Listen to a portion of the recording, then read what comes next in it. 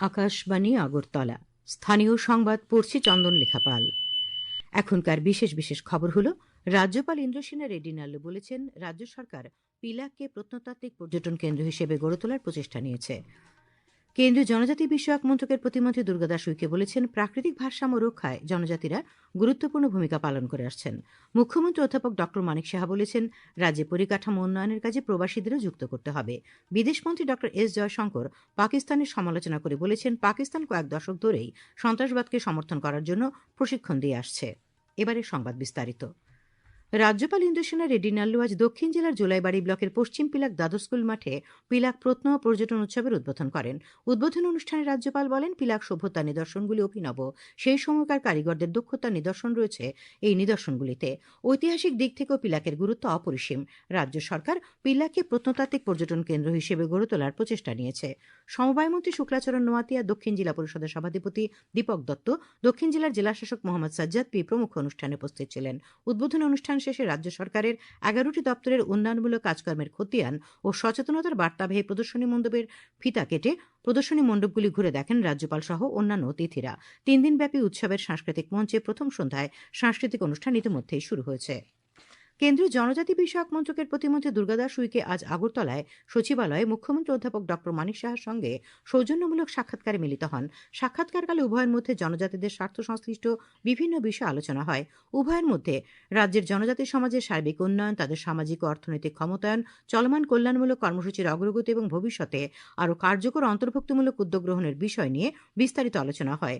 মুখ্যমন্ত্রী কেন্দ্রীয় প্রতিমন্ত্রীকে জানান কেন্দ্রীয় সরকারের সহযোগিতায় রাজ্য সরকার জনজাতিদের সার্বিক উন্নয়নের প্রতিশ্রুতিবদ্ধ। কেন্দ্রীয় প্রতিমন্ত্রী আজ দক্ষিণ জেলার বীরচন্দ্র মনু একলব্য আদর্শ আবাসিক বিদ্যালয়ে রাজ্যের জনগণের নিত্য ব্যবহার্য পোশাক, খাদ্য সামগ্রী সহ অন্যান্য সামগ্রী নিয়ে তৈরি ট্রাভেল কর্নারের উদ্বোধন করেন। অনুষ্ঠানে তিনি বলেন দেশে মধ্যপ্রদেশ, মহারাষ্ট্র, তেলেঙ্গানা, অন্ধ্রপ্রদেশ, ছত্তিশগড়, উত্তর পূর্বাঞ্চল সহ 12.5 কোটি জনজাতি পরিবার বসবাস করে।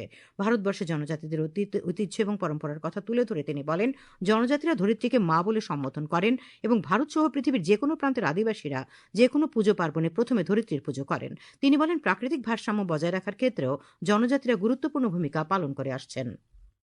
तो जितनी नदियां प्रदूषित हो गई देश में, ये जनजाति समाज ने नहीं की, क्योंकि जल को भगवान के रूप में हम वंदना करते हैं। ये उद्यमियों ने और उद्योगपतियों ने नदियों को प्रदूषित किया, जनजाति समाज का योगदान नहीं है बच्चों। ये हवा प्रदूषित हुई है तो इसमें जनजाति समाज का योगदान नहीं है।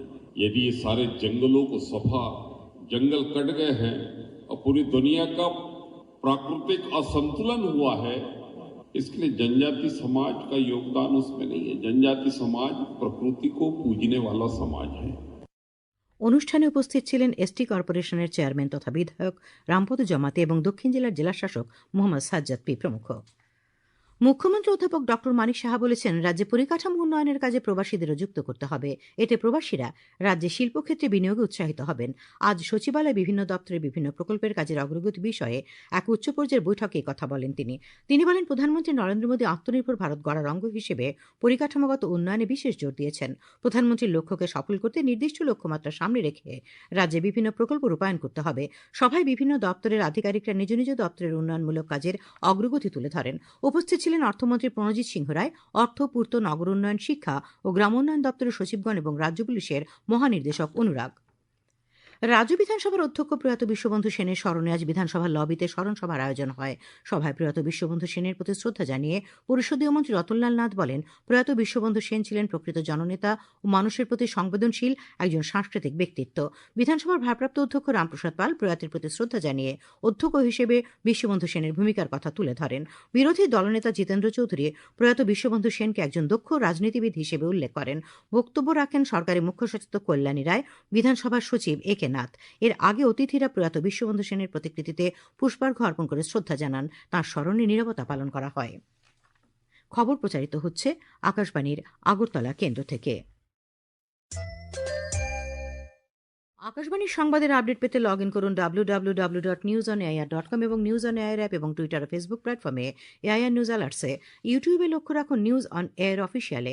আকাশবাণী আগরতলার সংবাদের আপডেট পেতে দেখুন টুইটার বা এক্স হ্যান্ডেলে আকাশবাণী নিউজ আগরতলা, ফেসবুকে এআইআর নিউজ আগরতলা এবং ইউটিউবে আকাশবাণী নিউজ আগরতলা।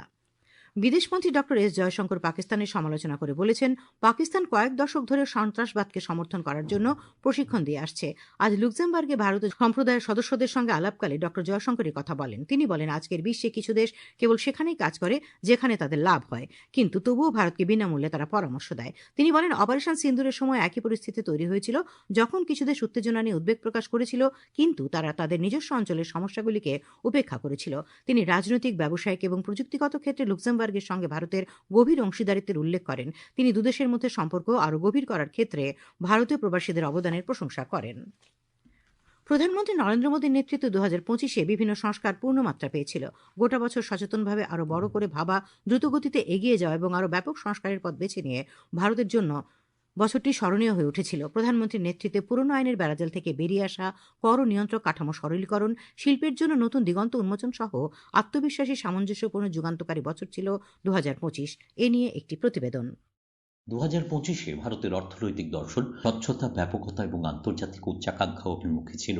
এর প্রভাব দেখা গেছে গ্রামীণ ভারত, শিল্প, শ্রম বাজার এবং ভবিষ্যৎ নির্ধারণকারী ক্রম উন্নয়নশীল ক্ষেত্রগুলোতে। 15 আগস্ট প্রধানমন্ত্রী নরেন্দ্র মোদী নিয়ন্ত্রক সংস্কারের জন্য জোরালো আহ্বান জানিয়েছিলেন। একবিংশ শতাব্দীর ভারতের জন্য আইনগুলো নতুন করে প্রণয়নের প্রয়োজনীয়তার কথা সংস্কার ধারায় বোঝা গিয়েছিল। এর মধ্যে শ্রম সংস্কার, ভারতের উন্নয়ন অভিযাত্রার কেন্দ্রে শ্রমিকদের রাখা, পরবর্তী প্রজন্মের সহজ ন্যায়সঙ্গত জিএসটি সংস্কারে মধ্যবিত্তের জন্য স্বস্তি, নির্মাণ অনুমতি এবং পরিবেশগত ছাড়পত্রের সংস্কার, ইওডিবির বিশাল পুনঃস্থাপনা স্ব উদ্যোগীদের কাজ সহজ করছে, ক্ষুদ্র সংস্থাগুলোকে বড় করে ভাবার সুযোগ দিতে এমএসএমই সংস্কারে বিশ্ব বাজার উন্মুক্তকরণ, প্রত্যক্ষ বিদেশি বিনিয়োগে উল্লেখযোগ্য সংস্কার, গ্রামীণ কর্মসংস্থান সংস্কার, মাইল ফলক বাজার নিরাপত্তা সংস্কার, অপরাধীকরণ যুগের অবসানে মানুষের আস্থা বৃদ্ধি, সামুদ্রিক ও নীল অর্থনীতি সংস্কার, শিক্ষা সংস্কার, ভারতের পারমাণবিক যাত্রার জন্য নতুন যুগ। 2025 মানে কাঠামোগত সংস্কারের এক নির্ণায়ক বছর, যেখানে সহজ আইন, শক্তিশালী ব্যবস্থা, সহনশীল মুদ্রাস্ফীতি এবং ক্রমবর্ধমান আন্তর্জাতিক বিশ্বাসযোগ্যতা 2047-এ বিকশিত ভারতের ভিত্তি রচনা করেছে।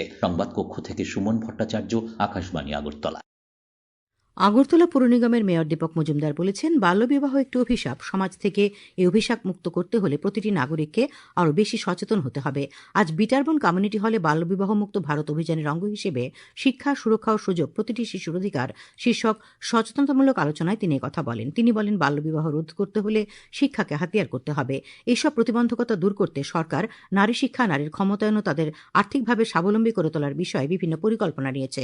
এইসব সুযোগ সুবিধা গ্রহণ করে প্রতিটি অভিভাবককে তার ছেলে মেয়েদের ভবিষ্যৎ সুরক্ষিত ও সুন্দর করে গড়ে তোলার ক্ষেত্রে ভূমিকা নিতে হবে। তাহলে 2030 সালের মধ্যে দেশ এবং রাজ্যকে বাল্যবিবাহ মুক্ত হিসেবে গড়ে তোলা সম্ভব হবে। বক্তব্য রাখেন আগরতলা পুর নিগমের উত্তর জোনালের চেয়ারম্যান প্রদীপ চন্দ, ত্রিপুরা শিশু অধিকার সুরক্ষা কমিশনের চেয়ারপারসন জয়ন্তী দেববর্মা, সদর মহকুমা শাসক মানিকলাল দাস প্রমুখ। বিকশিত ভারত জি রামজি আইন জনজাতি কৃষকদের জীবিকা উন্নয়নে সুদূরপ্রসারী সুফল আনতে চলেছে। এই আইনের ফলে সমন্বিত কৃষি ব্যবস্থার বিস্তার ঘটায় জনজাতি এলাকায় কৃষি হয়ে উঠবে আরও লাভজনক ও সুস্থায়ী। বিকশিত ভারত জি রামজি আইনের ফলে শস্য চাষের পাশাপাশি পশুপালন, মৎস্য চাষ, উদ্যান ও বনজ সম্পদের সমন্বিত ব্যবহার সম্ভব হবে। এতে একদিকে যেমন উৎপাদন বাড়বে, অন্যদিকে আয়ের একাধিক উৎস তৈরি হবে। এই আইনের আওতায় প্রশিক্ষণ, আধুনিক প্রযুক্তি ও বাজার সংযোগ নিশ্চিত হওয়ায় কৃষকদের আয় বৃদ্ধি পেয়ে তাদের জীবনমানও উন্নত হবে। এমনটাই বললেন রাজ্য কৃষি বিজ্ঞান কেন্দ্রের পশ্চিম জেলার বরিষ্ঠ বিজ্ঞানী ডক্টর গণেশ দাস। আমার নাম ডক্টর গণেশ দাস। আমি পশ্চিম ত্রিপুরা কৃষি বিজ্ঞান কেন্দ্রে সিনিয়র সায়েন্টিস্ট হেড হিসেবে রয়েছি। বিকশিত ভারত জি রামজি আইন, প্রথমত আমরা যদি দেখি ইন্টিগ্রেটেড ফার্মিং সিস্টেমের ক্ষেত্রে এই প্রকল্পটি কিন্তু একটা বিশাল লাভজনক হিসাবে কাজ করবে। এই প্রকল্পে কিন্তু যেমন 100 দিনের থেকে 125 দিন হয়েছে, এই 25 দিন যে ম্যান্ডেজ বাড়লো, যেটা কিন্তু আমাদের ইন্টিগ্রেটেড ফার্মিং সিস্টেমের ক্ষেত্রে কিন্তু কৃষক ভাই বোনরা এর কিন্তু ব্যবহার করতে পারবে। এর মাধ্যমে কিন্তু আমাদের বিশেষ করে যারা জনজাতি কৃষক ভাই বোন রয়েছেন তাদের কিন্তু একটা বিশাল উপকার কিন্তু আসতে চলেছে। তাই বলা যায়, এই আইন জনজাতি সমাজকে যেমন আত্মনির্ভরশীল করে তুলবে, তেমনি বিকশিত ভারতের স্বপ্নকে বাস্তব রূপ দিতে বিশেষ ভূমিকা নেবে। সংবাদ কক্ষ থেকে রাহুল লোধ, আকাশবাণী, আগরতলা। শেষ করার আগে খবরের বিশেষ বিশেষ অংশগুলি আরেকবার।